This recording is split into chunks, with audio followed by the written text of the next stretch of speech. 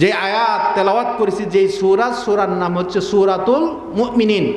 কারণ কি নাম রাখার একাধিক কারণ। একটা কারণ হচ্ছে এই সূরার প্রথম দিক দিয়ে আল্লাহ তাআলা মুমিনের বিশেষ 7টি গুণ বর্ণনা করেছেন। রাসূল বলেন যে এই 7 গুণে গুণান্বিত হতে পারবে, হাশরের ময়দানে বিনা হিসেবে জান্নাতি হয়ে যাবে। মুসলমান ভাইরা আমার, সমস্ত সৃষ্টির স্রষ্টা হচ্ছে আল্লাহ তাআলা।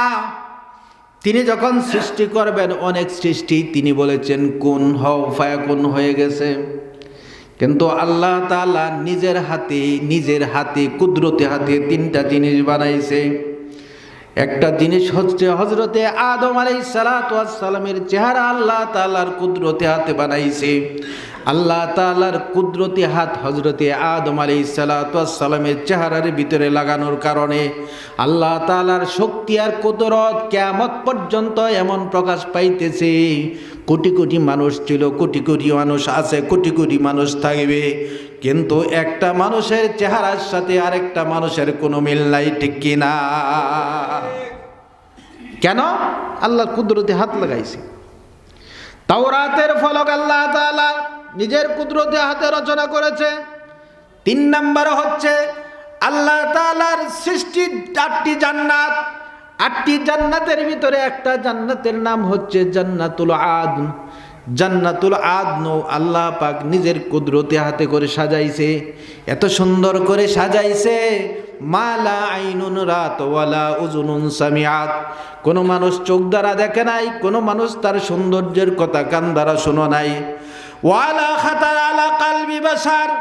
এত সুন্দর করে আল্লাহ পাক নিজের হাতে সুন্দর করে জান্নাতুল আদ সাজাইছে, যেই সৌন্দর্যের কথা মানুষের কলব দ্বারা অন্তর দ্বারা কোনোদিন উপলব্ধি কল্পনাও পর্যন্ত করে না। মুসলমান ভাইরা আমার, এত সুন্দর জান্নাতুল আদ আল্লাহ তাআলা বানাইয়া পারমিশন দিলেন, কথা বলার শক্তি দিলেন। জান্নাতুল আদ, তোমাকে কথা বলার পারমিশন দিলাম, শক্তি দিলাম, জবান খুলে দিলাম।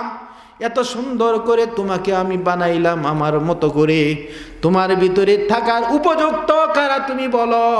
তাফসীরের ভিতরে এসেছে জান্নাতুল আদ বলা আরম্ভ করলো, কি বললো? কদ আফলাহাল মুমিনুনা আল্লাযীনা হুম ফি সালাতিহিম খাশিউন ওয়াল্লাযীনা হুম আনিল লাগবি মুরিজুন ওয়াল্লাযীনা হুম লিয-যাকাতি ফাইলুন ইলা আখিরিল আয়া। মুসলমান ভাইরা আমার, শুরু থেকে 10 নম্বর আয়াত পর্যন্ত তেলাওয়াত করলো। আল্লাহ তাআলাকে জানায় দিল আল্লাহ 7টি আয়াতের ভিতরে 7টি গুণ বর্ণনা করা হয়েছে। যেই ব্যক্তি 7 গুণে গুণান্বিত হতে পারবে, হাশরের ময়দানে বিনা হিসেবে আমি জান্নাতুল আদনের মালিক হয়ে যাবে।